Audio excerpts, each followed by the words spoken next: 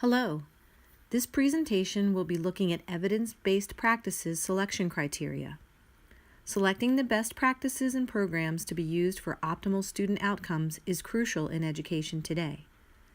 The information in this presentation will review effective criteria for selecting evidence-based practices for academic instruction, and will also look at how these criteria can help educators in the selection process for best practices in academics.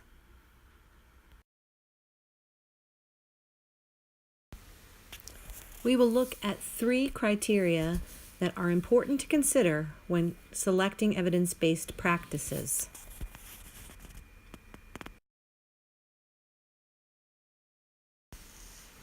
First, before educators can begin the selection process, they must identify the needs and priorities for their school and students and look for practices that will address those needs best. Second, it is important that evaluations of the evidence claims being made by practices and programs are thoroughly examined using trusted resources. Researching various aspects, applications, and materials used in obtaining evidence and determining the type and quality of evidence being reviewed is recommended. The third criterion we will look at is evaluating and determining the effectiveness of practices and programs that we are considering for implementation. If we are to find the best practices for our students, we must look at student gain in practice effectiveness and compare it to our goals as educators. Identifying needs. When looking to identify needs and priorities for program selection, educators should gather a team of people who have information pertinent to the school's requirements for choosing materials and practices. There should be members on the team who are familiar with interpreting data and evaluating research claims. After a team has been established, they will conduct a needs assessment to gather information from teachers, parents, administrators, students, and community members. The group should be looking at areas of interest and importance when considering all the information that is collected. As the data from a needs assessment is compiled, the team will look for programs that meet their school's needs best. The team should also discuss the importance that they place on various elements that practices and programs provide to make sure that programs being assessed align with the team's goals for best meeting the needs of their school and their students.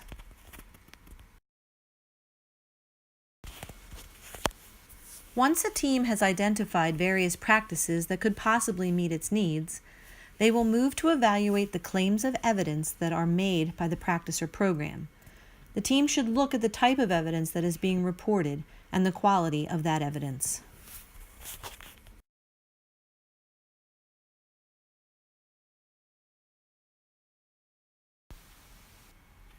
Evaluating evidence claims.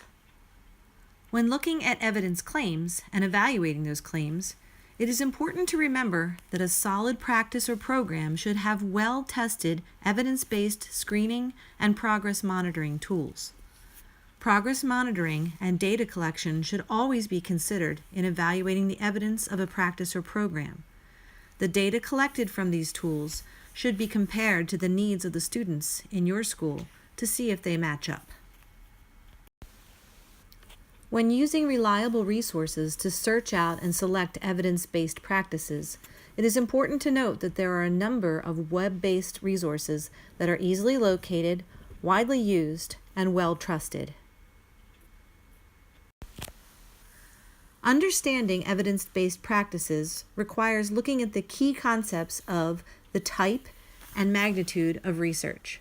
When looking at the type of research that was done, we can see how interventions were used and how the program's effectiveness was measured. Measurable interventions can be easily evaluated for effectiveness and for proof of evidence when the research is quantitative and shows clear cause and effect relationships with improved outcomes. The magnitude of a research study refers to the number of studies done that demonstrate strong positive cause and effect relationships between interventions and academic outcomes and that show improvement.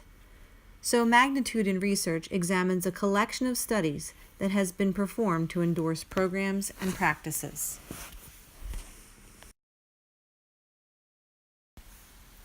Some questions that the team might ask when reviewing evidence are: is the population represented in the evidence similar to the population in our school?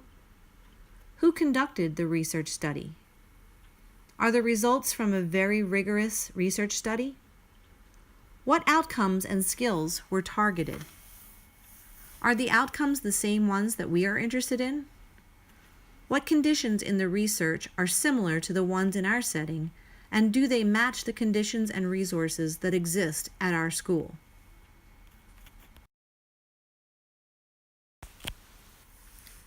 Evaluating practice effectiveness. When we are evaluating a practice's effectiveness, we want to look first at student gains.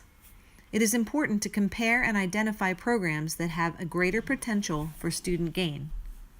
Teachers can search for resources that report accurate outcomes based in research. Teams can review research studies that demonstrate technical reports or simply look at summaries of evidence that is found. The type of report and how in-depth it is must be considered when a team is reviewing and making decisions on using a particular practice in their school. Some research studies use randomized controlled trials, while others are experimentally designed group studies with quantitative research and syntheses.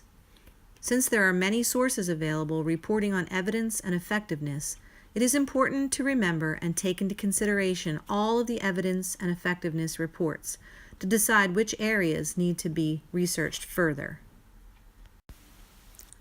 When looking at practice effectiveness, educators need to consider the level of growth that is desired for the students they are serving. Closing the achievement gap means a school or a district needs to take into account the resources that they have and the time that is needed for training and implementation as they work to meet their goals and strive for best practices towards student success. Many sources that report on practice effectiveness will rank a program or a practice as effective or ineffective. It is important that teams consider and look for results that actually identify the strength of the effectiveness for the program or the practice.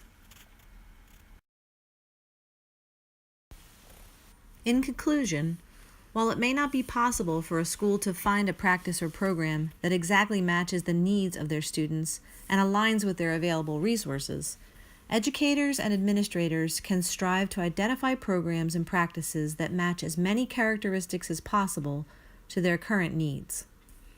It is important to remember that using evidence-based practices should always be a priority despite possible barriers and difficulties in implementing such practices. It's part of our responsibility and role as professional educators to identify and select the best programs we can for those in our charge. The future of our students, their motivation to learn, and our commitment to exacting the best practices for their growth are paramount as we strive to be continually supportive and devoted in our daily calling as teachers.